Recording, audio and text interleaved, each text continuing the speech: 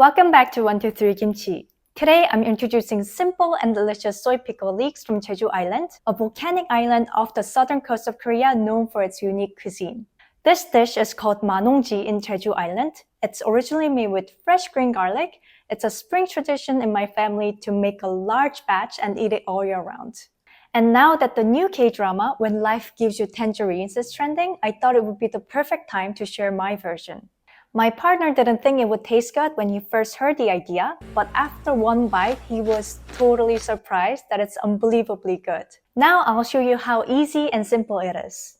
Start by trimming and washing a bunch of leeks, then cut them into bite-sized pieces. Flavor and texture-wise, it's best to use the white part only, but I'm using the entire stalk for zero-waste cooking. Manongji is traditionally made with punmaner or green garlic, but if green garlic isn't available where you are, then early spring leeks make a wonderful substitute, and that's what I'm using too. The thinner the stalk, the better. They're so tender and naturally sweet this time of the year. I recommend rinsing it again after cutting to make sure all the dirt is washed away. For a bit of heat, add hot chili pepper. Red or green, both works fine. Shake it off to discard the seeds. For the brine, we only need 4 ingredients: soy sauce, water, sugar, and vinegar. As simple as that.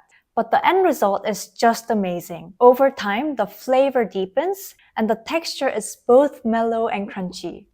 In a small pot, add water, soy sauce, and sugar. Bring it to a boil, then turn off the heat once the sugar dissolves into the liquid. Add the vinegar and let it cool to room temperature.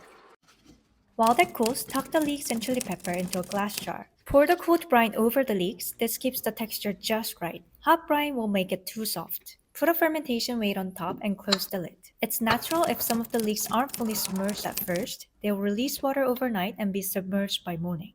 From then on, make sure they're fully covered. Leave the jar at room temperature for about a week and the leeks take on a deep, mellow flavor. Then move the jar to the fridge.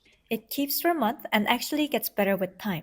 If you like to preserve it even longer, you can strain and boil the liquid again, let it cool completely, and pour it back in over the leeks. This batch has been around 10 days and I'm ready to taste it. You can see how pickling mellowed down its texture while keeping it still crunchy. It tastes mildly garlicky, clean, and a little sweet. This is served just like kimchi, as this was the kimchi substitute for the Jeju Islanders. You can serve it as a side dish with rice or alongside Korean BBQ, or use it in braises where it'll melt into the sauce. If you've been curious about traditional Korean preserving methods, recipes like this are a great place to start. It's very traditional, but made with what's fresh and in season wherever you are. Thank you for watching, and I hope this brings a little taste of Jeju to your own kitchen. Enjoy the process, and happy pickling!